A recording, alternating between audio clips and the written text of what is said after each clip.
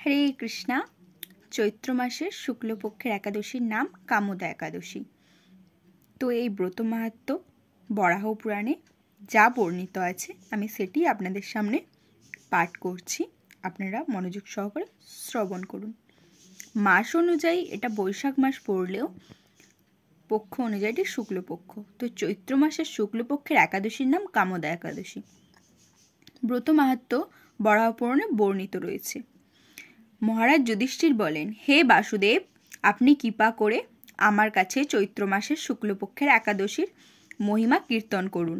শ্রীকৃষ্ণ বলেন, হে মহারাজ, এই একাদশী ব্রত সম্পর্কে এক বিচিত্র কাহিনী বর্ণিত আছে, সেটি আমি বর্ণনা করছি। আপনি এক মনে তা শ্রবণ করুন। পূর্বে মহর্ষি বশিষ্ঠ মহারাজ দিলীপের কৌতূহল নিবারণের জন্য এই ব্রত কথা কীর্তন করেছিলেন। ঋষি বশিষ্ঠ বললেন, হে মহারাজ, চৈত্র মাসের শুক্লপক্ষের একাদশীর নাম কামোদা।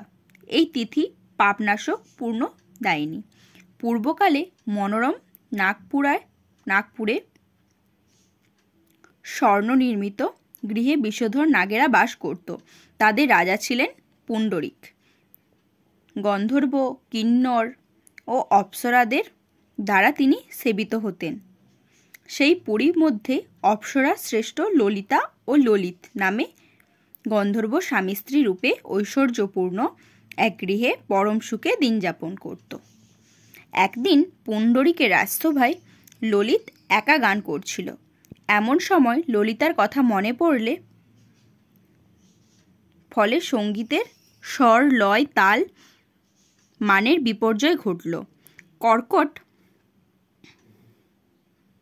কর্কটক নামে এক নাগ ললিতের মনোভাব বুঝতে পারল। গানের ছন্দভঙ্গের ব্যাপারটি সে পুণ্ডরিক রাজার কাছে জানালো।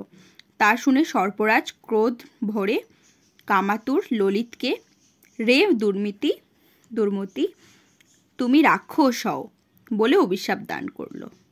সঙ্গে সঙ্গে সেই ললিত ভয়ঙ্কর রাক্ষস মূর্তি ধারণ করল। তার হাত 10 যোজন বিস্তৃত, মুখ পর্বত গুহা তুল্য, চোখ দুটি প্রজ্বলিত আগুনের মতো, ঊর্ধ্বে 8 যোজন বিস্তৃত প্রকাণ্ড এক শরীর সে লাভ করল। ললিতের এরকম ভয়ঙ্কর রাক্ষস শরীর দেখে ললিতা মহা দুঃখে চিন্তায় ব্যাকুল হলেন। স্বেচ্ছাচারী রাক্ষস ললিত দুর্গম বনে ভ্রমণ করতে লাগল। ললিতা কিন্তু তার সঙ্গ ত্যাগ করল না। ললিত নির্দয়ভাবে মানুষ ভক্ষণ করত। এই পাপের ফলে তার মনে বিন্দুমাত্র শান্তি ছিল না। পতির সেই দুরবস্থা দেখে ব্যথিত চিত্তে রোদন করতে করতে ললিতা গভীর বনে প্রবেশ করল। একদিন ললিতা বিন্ধ্য পর্বতে উপস্থিত হল। সেখানে ঋষ্যশৃঙ্গ মুনির আশ্রম দর্শন করে মুনির কাছে হাজির হলো। তার চরণে প্রণাম করে সেখানে দাঁড়িয়ে রইল। মুনিবর জিজ্ঞাসা করলেন, হে সুন্দরী, তুমি কে? কার কন্যা? কি কারণেই বা এই গভীর বনে এসেছ? তা সত্য করে বলো। তদুত্তরে ললিতা বলল, হে প্রভু, আমি বীরধন্যা গন্ধর্বের কন্যা। আমার নাম ললিতা। আমার পতির পিশাচত্ব দূর হয় এমন কোনো উপায় জানবার জন্য এসেছি এখানে। তখন ঋষি বললেন, চৈত্র মাসের শুক্লপক্ষের কামোদা নামে যে একাদশী আছে, তুমি সেই ব্রত যথাবিধি পালন করো। এই ব্রতের পুণ্যফল তোমার স্বামীকে অর্পণ করলে তৎক্ষণাৎ তার সমস্ত পাপ বিনষ্ট হবে। বশিষ্ঠ ঋষি বললেন, হে মহারাজ দিলীপ, মুনির কথা শুনে ললিতা আনন্দ সহকারে কামোদা একাদশী ব্রত পালন করল।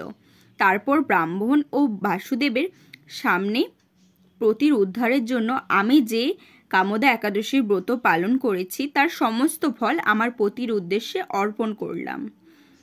এই পুণ্যের প্রভাবে তার পতির পিশাচত্ব দূর হোক। এই কথা উচ্চারণ মাত্রই ললিত শাপমুক্ত হয়ে দিব্য দেহ প্রাপ্ত হল। পুনরায় গন্ধর্ব দেহ লাভ করে ললিতার সাথে সে মিলিত হল। তারা বিমানে করে গন্ধর্ব লোকে গমন করল।